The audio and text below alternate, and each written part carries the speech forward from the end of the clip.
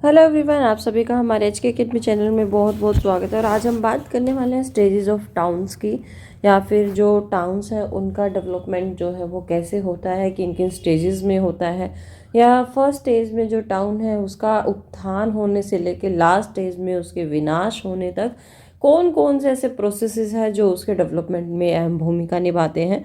तो आज हम इस टॉपिक पे बहुत अच्छे से डिस्कस करेंगे। हम इस पे ब्रॉड लेवल पे डिस्कस करेंगे कि आपका स्टेजेस ऑफ टाउन्स में जो है किन किन स्कॉलर्स ऐसे हैं जिन्होंने इसके ऊपर काम किया है या स्टेजेस ऑफ टाउन्स है उसको दिया है। मैं ये इसलिए आप करा रही हूँ क्योंकि यूजीसी नेट में आप प्रीवियस ईयर के क्वेश्चन पेपर उठा के देखेंगे तो एक क्वेश्चन यहाँ से पूछा जाता है और काफ़ी बार रिपीटेटिव क्वेश्चन यहाँ से लिया जाता है। तो यहाँ पे क्या है कि आपका नगर के उत्थान और विकास का जो चक्र होता है उसको क्या कहा जाता है, स्टेजेस ऑफ डेवलपमेंट कहा जाता है। किसी भी शहर की यानी शहर का उत्थान से लेके उसके विकास तक का एक पूरा एक साइकिल होता है। यानी एक सिटी जो है उसका ओरिजिन होगा, उसके बाद उसमें धीरे धीरे काम जो है वो बढ़ेगा, उसके बाद एक सिटी सेंटर बनेगा, सिटी सेंटर अपना ग्रोथ करेगा, उसके बाद जो अदर एक्टिविटीज़ है वो अपना ग्रोथ करेगी और थोड़े टाइम बाद इतना पीक पे ग्रोथ हो जाता है कि वो क्या करना शुरू हो जाता है, डिग्रेड होना शुरू हो जाता है, ख़त्म होना शुरू हो जाता है। तो ये पूरा एक चक्र चलता है जिसको क्या कहा जाता है, विकास का चक्र कहा जाता है या डेवलपमेंट का जो पूरी एक स्टेजेस है वो कहा जाता है। अब यहाँ पे 3 स्कॉलर्स अहम हुए हैं जिन्होंने स्टेजेस ऑफ डेवलपमेंट पे काम किया है टाउन्स की। तो यहाँ पे पैट्रिक गिडिस हुए हैं जिन्होंने इस पे काम किया है, लेविस ममफोर्ड हुए हैं जिन्होंने इस पे काम किया है और ग्रिफिथ टेलर हुए हैं। तो इनके बारे में एक एक के बारे में अच्छे से डिस्कस कर लेते हैं कि किन्होंने किस किस पे या कौन कौन से ऐसे स्टेजेस दिए हैं जो स्टेजेस ऑफ टाउन के डेवलपमेंट की है, क्योंकि ये यूजीसी नेट में क्वेश्चन आता है, रिपीटेटिव क्वेश्चन आते हैं। यहाँ पे सबसे पहले हम बात करेंगे ग्रिफिथ टेलर की stages of development of town.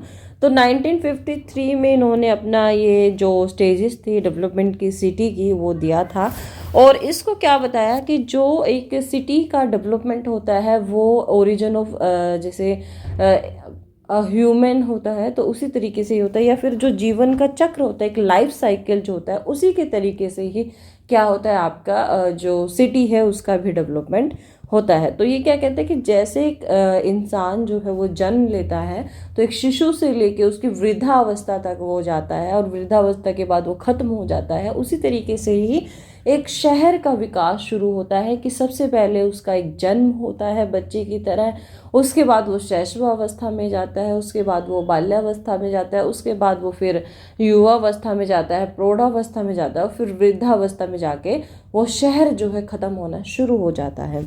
तो यहाँ पे ये क्या कहता है कि प्रत्येक नगर जो है 2 तरीके की चीज़ें जो है प्रकट करता है। यानी प्रत्येक नगर से हमें क्या देखने को मिलता है, हर सिटी क्या बताने की कोशिश करती है, सबसे पहले कि वो उसके जो जिस भी काल में उसका उदय हुआ है वहाँ पर सांस्कृतिक अवस्था कैसी थी या फिर वहाँ पे जो कल्चरल एस्पेक्ट था वो कैसा था। जैसे हम बात करें मोहनजोदारो के समय की तो वहाँ पर उस समय जो कल्चरल एस्पेक्ट था कैसा था, एग्रीकल्चर होती थी या फिर कौन कौन सी एग्रीकल्चर होती थी, किस किस चीज़ के हमें क्या है जो भी पुराणिक अवशेष मिले हैं उनसे हम पता लगाते कि वहाँ पे कल्चरल एस्पेक्ट कैसा था। यानी कोई भी युग हो, कोई भी एरा हो, उसमें क्या हमें पता चलता है कि वहाँ पर सिटी अगर डेवलप हुई है तो वहाँ पर कल्चरल जो एस्पेक्ट था वो कैसा था। इसी के साथ ही वो क्या बताती है कि वहाँ पर जो सिविलाइजेशन है वो उसकी दशा कैसी थी।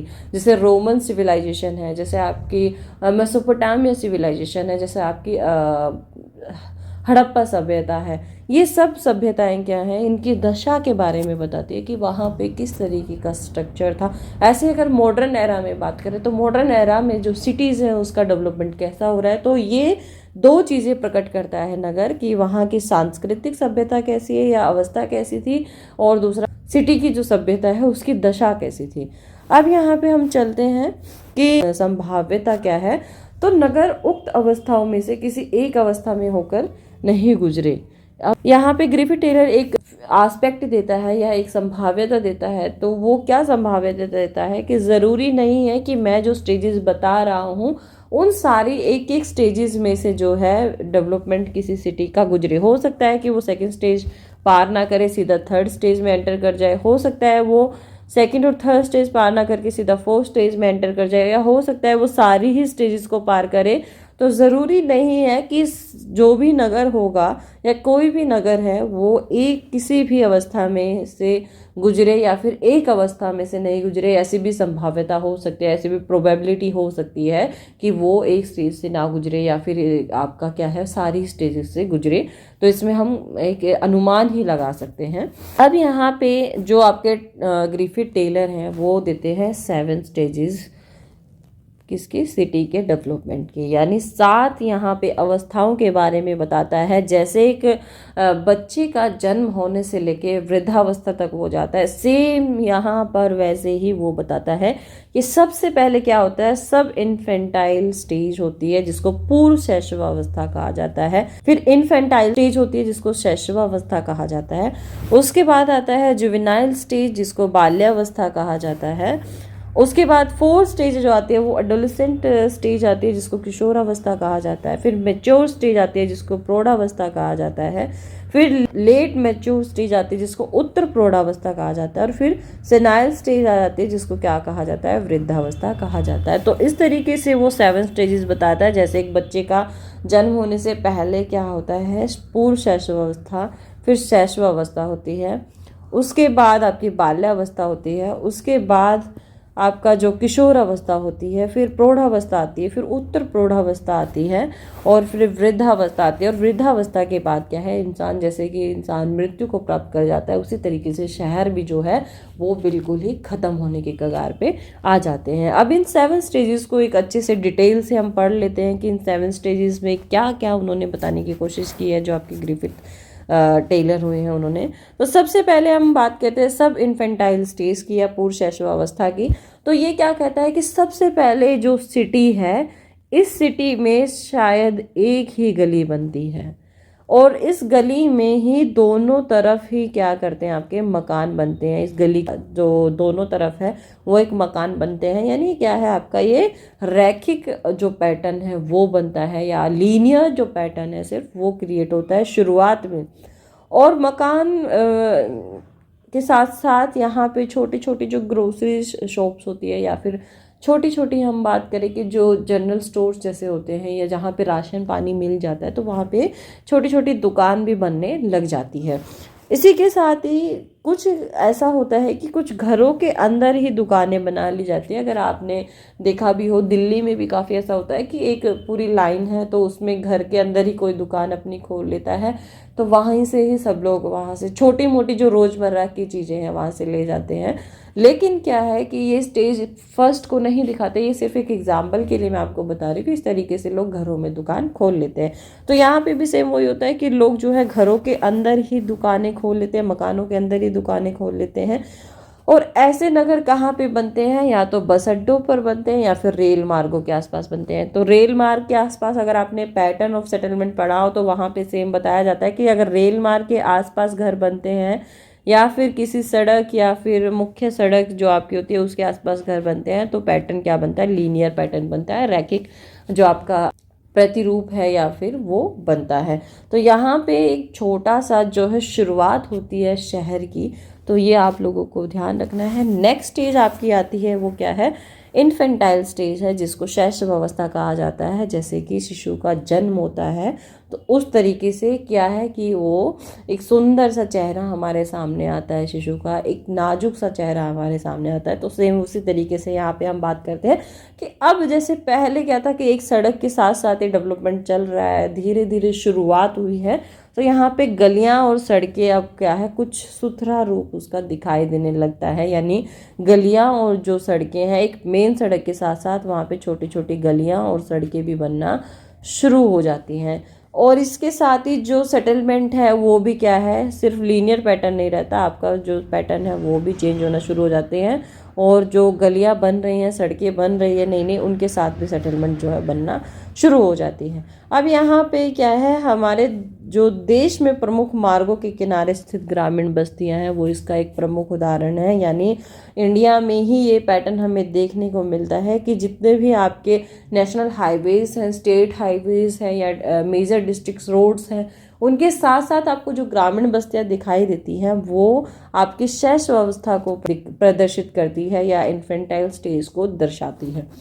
अब यहाँ पे चलते हैं नेक्स्ट स्टेज पे। नेक्स्ट स्टेज क्या है आपके जुवेनाइल स्टेज, जिसको बाल्यावस्था कहा जाता है। जैसे हम बच्चे का देखते हैं कि क्या है, ग्रोथ होना शुरू होता है, अच्छे से उसकी हाइट बढ़ना शुरू हो जाती है, उसका शरीर बढ़ना शुरू हो जाता है।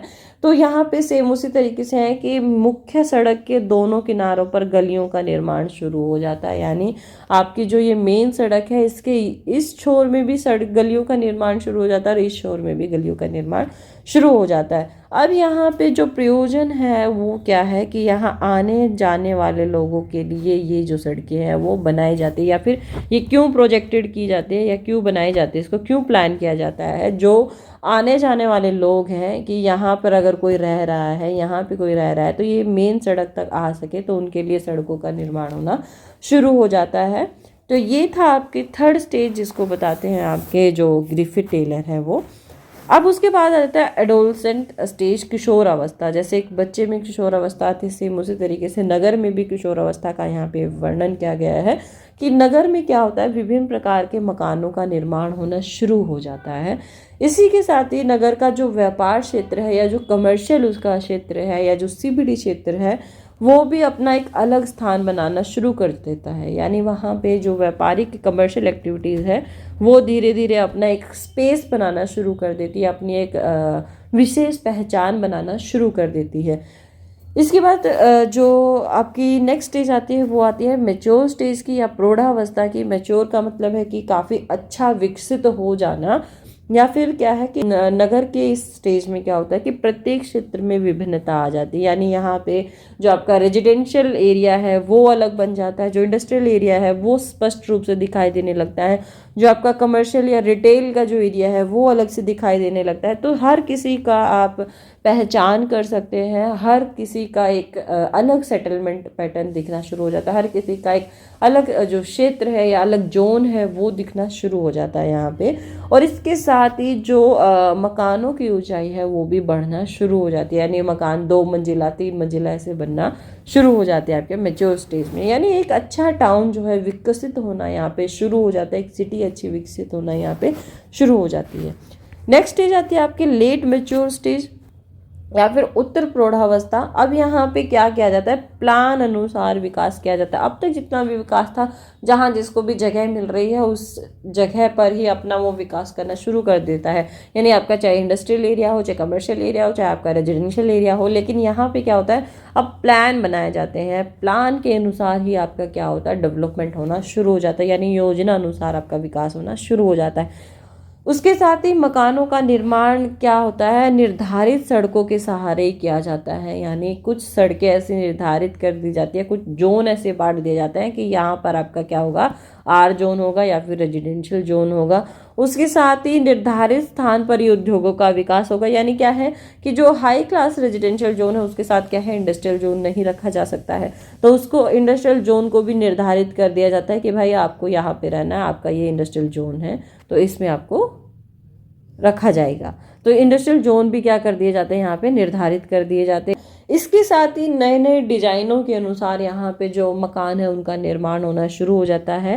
यानी काफ़ी अच्छे लेवल पे यहाँ पे जो है एक सिटी जो है वो एक नया रूप लेना शुरू कर देती है, एक प्लान्ड रूप लेना शुरू कर देती है। इसी के साथ ही अगर हम बात करें एग्जाम्पल्स के तौर पे, तो यहाँ पे दिल्ली की हम बात कर सकते हैं, मुंबई की बात कर सकते हैं, आगरा और कानपुर जो क्या है आपके लेट मैच्योर स्टेज को दिखाते हैं, जहाँ पे योजना अनुसार क्या है उसको विकास किया गया है बाद में। यानी आप पुरानी दिल्ली को देखेंगे वो अनियोजित शहर को प्रदर्शित करती है, और आप नई दिल्ली को देखेंगे तो वो नियोजित शहर को प्रदर्शित करती है। अब इसके बाद आता है लास्ट स्टेज, जिसको क्या कहा जाता है, वृद्धावस्था। ये काफ़ी इम्पोर्टेंट है क्योंकि यहाँ पे शहर क्या है, बिल्कुल ही डेवलप होने के बाद वो क्या होना शुरू हो जाता है, डिग्रेड होना शुरू हो जाता है या वो ख़त्म होना शुरू हो जाता है। तो नगर की अंतिम अवस्था को ये रिप्रेजेंट करता है। इसके साथ ही नगरों का यहाँ पे उजड़ना शुरू हो जाता है, और कुछ ही ऐसे रेजिडेंशियल जोन या कुछ ही ऐसे मोहल्ले बचते हैं जहाँ पे क्या है, पॉपुलेशन निवास करती है, जनसंख्या रहती है। बाकी कुछ मोहल्ले ऐसे हो जाते हैं जिसमें जनसंख्या बिल्कुल ही जीरो हो जाती है, पॉपुलेशन बिल्कुल ही क्या है नेगेटिव में चली जाती है या फिर जन शून्य वहाँ पे हो जाता है। इसके साथ ही लोगों की भीड़ कहाँ पे मिलती है, या तो मुख्य सड़कों पर ही मिलेगी या फिर उसके आसपास के एरिया पर ही वो पाई जाएंगी। अब इसमें भी आपको एग्जांपल्स मिल सकते हैं इंडियन सिटीज़ के, जिससे जैसे कि आप कन्नौज शहर को देख सकते हैं, जैसे कि आप फर्रुखाबाद को देख सकते हैं, जैसे कि आप चित्तौड़ शहर को देख सकते हैं, अफ्रीका में थेवेस शहर है उसको आप देख सकते हैं, या एशिया में समरकंद जो है वो आप देख सकते हैं। तो ये शहर क्या है, आप धीरे धीरे अपने पीक लेवल के डेवलपमेंट के बाद धीरे धीरे अब ख़त्म होना शुरू हो चुके हैं, यानी ओल्ड एज में ये पहुंच चुके हैं जहाँ पे जर्जर होना शुरू हो गए हैं। तो यहाँ पे हमने 7 स्टेजेस पढ़ी हैं हमारे जो टेलर महोदय हुए हैं, ग्रिफिथ टेलर, उनकी। तो आई होप सभी को समझ आया होगा। अगर किसी का कोई क्वेश्चन है, क्वेरी है, मुझे कमेंट सेक्शन में भेज सकता है। तो यहाँ पे हमने बात की है कि 1953 में जो है ग्रिफिथ टेलर आपका जो ये 7 स्टेजेस देते हैं, जिसमें नगर को क्या बताते हैं कि एक जीवन चक्र है या एक लाइफ साइकिल की तरह ही नगर का भी एक लाइफ साइकिल होता है। जैसे कि एक ह्यूमन बीइंग जैसे डेवलप्ड करना शुरू करता है एक शैशव अवस्था से लेके या फिर एक इन्फेंट स्टेज से लेके आपकी ओल्ड स्टेज तक जाता है, उसी तरीके से ही नगर का विकास होता है। और प्रत्येक नगर हमें क्या बताता है, आप अपनी सांस्कृतिक अवस्था को बताता है कि वो डेवलप्ड है, डेवलपिंग था या फिर कैसे अवस्था थी उसकी, या फिर उसकी सभ्यता की दशा को बताता है। और हो सकता है ऐसी संभावना भी हो सकती है कि मैं जो सारे स्टेजेस बता रहा हूँ उनमें कोई स्टेज में कोई भी आपका नगर है उसमें ना जाए, या फिर एक स्टेज में उसका नगर जो है वो ना जाए। तो यहाँ पे 7 स्टेजेस जो हैं वो एक बार आप देख लीजिए, क्योंकि क्वेश्चन इन्हीं में से ही बनता है। आपकी पहली स्टेज क्या है, सब इन्फेंटाइल स्टेज जिसको पूर्व शैशवावस्था कहा जाता है, इन्फेंटाइल स्टेज जिसको शैशवावस्था कहा जाता है, जुवेनाइल स्टेज जिसको बाल्यावस्था कहा जाता है, एडोलसेंट स्टेज जिसको किशोरावस्था कहा जाता है, मैच्योर स्टेज जिसको प्रौढ़ावस्था कहा जाता है, लेट मैच्योर स्टेज जिसको उत्तर प्रौढ़ावस्था कहा जाता है, और फिर लास्ट आपके आते हैं सेनाइल स्टेज जिसको वृद्धावस्था कहा जाता है। इन सारे स्टेजेस को हमने एक एक करके विस्तार से पढ़ लिया है। आई होप सभी को समझ आया होगा। अगर किसी का कोई क्वेश्चन है, कोई क्वेरी है, तो वो मुझे कमेंट सेक्शन में भेज सकता है। वीडियो आपको पसंद आई हो तो लाइक कीजिए, और जिन्होंने भी अभी तक हमारा चैनल सब्सक्राइब नहीं किया है और ये वीडियो आप लोग देख रहे हैं तो प्लीज़ इसको ज़रूर सब्सक्राइब करें। और इसके साथ ही अगर वीडियो आपको पसंद आई हो तो अपने दोस्तों के साथ भी ज़रूर शेयर करें, ताकि उनको भी एक अच्छा कंटेंट मिल पाए। तो मिलेंगे नेक्स्ट वीडियो में, जिसमें हम बात करेंगे लेविस ममफोर्ड की, जिन्होंने अपना द कल्चर ऑफ सिटीज़ में जो एक सिटी है उसका किस तरीके से डेवलपमेंट होता है 6 स्टेजेस उन्होंने बताई है, तो उनके बारे में हम डिस्कस करेंगे हमारी नेक्स्ट क्लास में। तो तब तक के लिए आप सभी को ऑल दी बेस्ट। और आने वाले जो नेक्स्ट एग्ज़ाम है आपका मार्च में नेट JRF का, तो उसके लिए आप लोग अभी से ही तैयारी शुरू कर दें। तो मिलेंगे नेक्स्ट वीडियो में, तब तक के लिए थैंक यू।